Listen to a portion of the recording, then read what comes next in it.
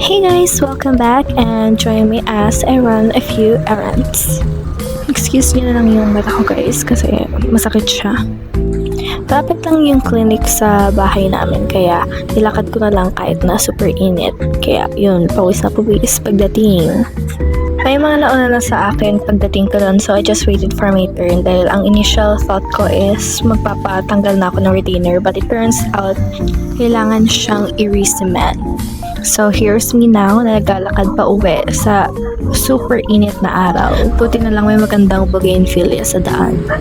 After lunch naman lumabas ulit kami, hindi na ako maglalakad because we are going to have Oreo Groom.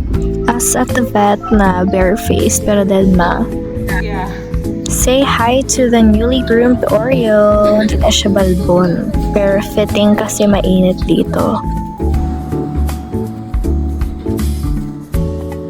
And so we were on our way home pero not so fast kasi may nakita kaming nagtitinda ng halo-halo sa tabi ng kalsada kaya bumaba muna kami at bumili ng merienda dahil nagugutom na rin kami at sobrang init.